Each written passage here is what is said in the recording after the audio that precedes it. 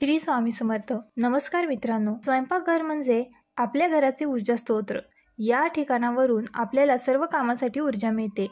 जर का आपण हे ऊर्जा स्रोत नीटनेटके नाही ठेवले तर काय होईल? तसेच आपण आंघोळ न करता स्वयंपाक केला तर काय होईल याचा कधीच आपण विचार करत नाही. काही दिवसांनी आपल्याला विविध गोष्टींचा त्रास होते. या त्रासापासून वाचवण्यासाठी काही अशा गोष्टी असतात त्या आपण केल्या नाही पाहिजे.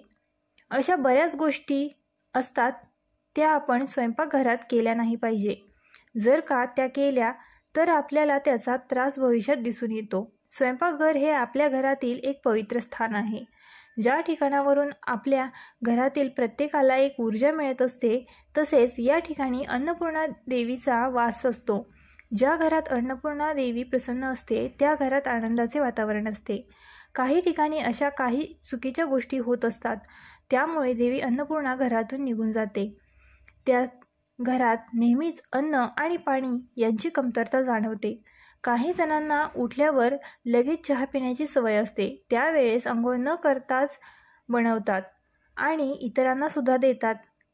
यामुळे घरात अशुद्धी निर्माण होते. सर्वांना सकाळी कामानिमित्त लवकर बाहेर जायचे असते. अशा वेळी सुद्धा न अंघोळ करता स्वयंपाकघरात जाऊन काम करतात. अशा वेळी सुद्धा अन्नात अशुद्धी मिसळली जाते. सर्वांना हे माहीत असेल की आपण जे खातो तसेच वागतो. म्हणजे अंघोळ न करता अन्न शिजवले की त्याची पवित्रता राहत नाही. ते अन्न अशुद्ध बनते आणि आपण तेच अन्न खाल्ले तर आपले मन शुद्ध अशुद्ध बनते आणि यामुळे आपल्या घरात दारिद्र्य आणि आजारपण येण्यास सुरुवात होते. म्हणून स्वयंपाकघरात प्रवेश करण्याआधी आंघोळ करावी आणि त्यानंतर स्वयंपाकघर झाडून पुसून स्वच्छ करावे. नंतर काम सुरुवात करावी. आपण अन्न हे पूर्णब्रह्म आहे असे आपण म्हणतो, त्यामुळे हे अन्न तयार करताना स्वयंपाकघर स्वच्छ आणि सुंदर ठेवावे. काही घरात रात्रीचे जेवणानंतरचे भांडे तसेच ओट्यावर ठेवण्याची सवय असते, त्यामुळे घरात दूषित वातावरण तयार होते. घरातील लोक आजारी पडण्याची शक्यता असते, त्यामुळे रात्री जेवण झाल्यावर सर्व भांडी लगेच धुवून टाकावी. स्वयंपाक झाला की आधी देवाला नैवेद्य दाखवावा. यासाठी आपल्या स्वयंपाक हा अंघोळीनंतरच करावा लागतो. आपण जर का अन्न नैवेद्य म्हणून दाखवले तर ते अन्न न राहत देवाचा प्रसाद होतो आणि त्यानंतर जेवण करावे. हे सर्व शक्य आहे आपण जर का अन्न तयार केल्यावर. त्यामुळे स्वयंपाकघरात अंघोळ केल्यानंतरच कामाला सुरुवात करावी. स्वयंपाकघर म्हणजे आपल्या घराचं ऊर्जा स्तोत्र. याच ठिकाणावरून आपल्याला जीवन जगण्याची ऊर्जा मिळते. जर आपण हे ऊर्जा स्रोत नीटनेटके ठेवले नाही तर त्याचा काय परिणाम होऊ शकतो? तसंच जर आपण अंघोळ न करता स्वयंपाक करत असू तर त्याचा सुद्धा संपूर्ण घरावर काय परिणाम होऊ शकतो याची आपल्याला कल्पनाच नसते. याचा विचारही आपण कधी करत नाही. काही दिवसांनी आपल्या घरात अनेक वेगवेगळ्या गोष्टींचा त्रास आपल्याला सुरू होतो आणि या त्रासापासून वाचवण्यासाठी अशा काही गोष्टी असतात त्या करणं आपण टाळायला हवं. मग कोणत्या आहेत त्या गोष्टी? चला जाणून घेऊया. अशा बऱ्याच छोट्या छोट्या गोष्टी असतात ज्या आपण स्वयंपाकघरात करू नये. जर त्या स्वयंपाकघरात केल्या गेल्या तर त्याचा त्रास संपूर्ण घराला होतो. स्वयंपाकघर हे आपल्या घरातील एक पवित्र स्थान आहे, ज्या ठिकाणाहून आपल्या घरातील प्रत्येकाला ऊर्जा मिळत असते. तसेच त्या ठिकाणी अन्नपूर्णा देवीचा वास असतो. ज्या घरावर अन्नपूर्णा देवी प्रसन्न असते त्या घरात आनंदाचे वातावरण असते.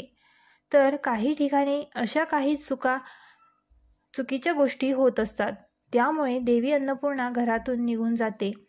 तर त्या घरात अन्न पाण्याचा तुटवडा जाणवतो. काही जणांना उठल्यावर लगेच चहा पिण्याची सवय असते आणि मग आंघोळ करतात. चहा बनवला जातो, परंतु त्यामुळे घरात अशुद्धी निर्माण होते.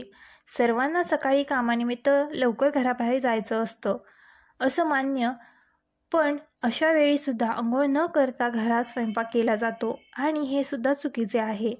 आंघोळ न करता केलेला स्वयंपाक हा अशुद्ध मानला जातो.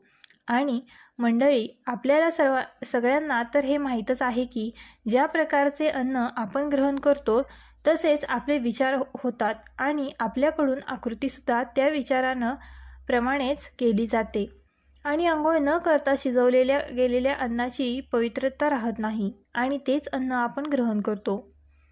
त्यानंतर आपल्या मनात सुद्धा अशुद्धी निर्माण होते आणि या सगळ्या गोष्टींमुळे आपण घरात दारिद्र्य आणि आजारपणाला आमंत्रण देतो. म्हणूनच स्वयंपाकघरात प्रवेश करण्याआधी आंघोळ करावी आणि त्यानंतर स्वयंपाकघर झाडून पुसून स्वच्छ करावे. नंतर कामाला सुरुवात करावी. अन्न हे पूर्णब्रह्म आहे असे आपण म्हणतो. त्यामुळे हे अन्न तयार करताना स्वयंपाकघर स्वच्छ आणि सुंदर ठेवावं. काही घरात रात्रीच्या जेवणानंतर भांडी तशीच ठेवली जातात. त्यामुळे सुद्धा घरातलं वातावरण दूषित होतं. घरातील लोक आजारी पडण्याची शक्यता असते. त्यामुळे रात्री जेवण झाल्यावर सर्व भांडी लगेच धुवून टाकावी. स्वयंपाक झाला की आधी देवाला नैवेद्य दाखवावा. यासाठी आपल्याला स्वयंपाक हा आंघोळ करूनच करायला हवा. आपण जर अन्न हे देवाला नैवेद्य दाखवून खाल्लं तर ते नुसतं अन्न न राहता देवाचा प्रसाद होतो आणि त्यानंतर जेवण करावं. पण हे सगळं तेव्हा शक्य आहे जेव्हा आपण आंघोळीनंतर स्वयंपाक करू.